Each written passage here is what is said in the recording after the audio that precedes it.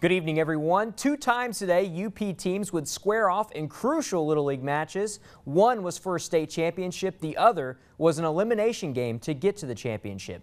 Norway and Sault Ste. Marie would battle in Gladstone for a chance to face with Midland for a state title. We start the action off here. Bottom of the first, Norway up 1-0 into Sault Ste. Marie's. Hunter Conisett sacrifices the right field, scoring the pitcher Shane Thompson. Game tied at 1. Top 2 now. Sioux leads 2-1 when the A-Train Anthony Hansen of Norway hits a blooper to right. Noah Gorzinski scores. Game tied at 2. Bottom of the second, Hunter Conisett hits into a routine double play, but there is an error between second and short. Dylan Mills scores and Shane Thompson scores.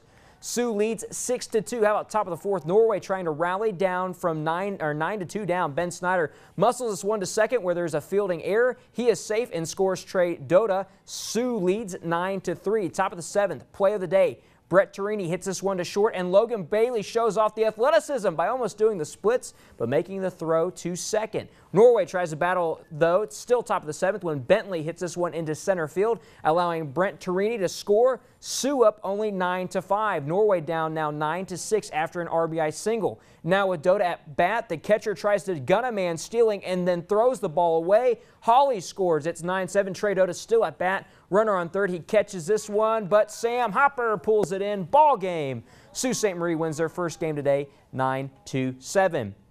In Negaunee, 2 games would be held this morning to decide the state championship. We'll see in the first game, Escanaba would narrowly avoid defeat after beating Georgetown by 1 with a score of 6-5.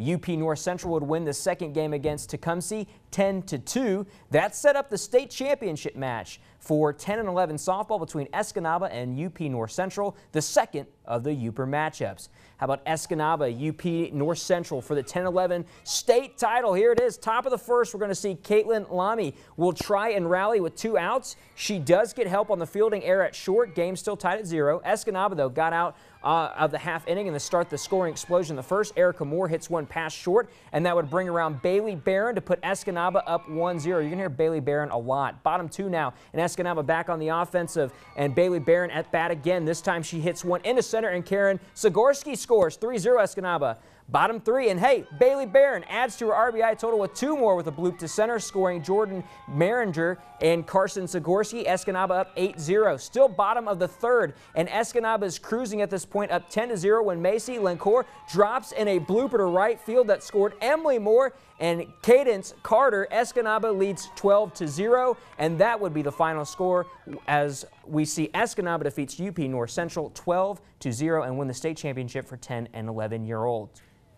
Game 1 from the Central Regional from South Bend came down to a walk-off by Taylor Kowalski from South Bend. South Bend would win the game 6-5 and force a second game.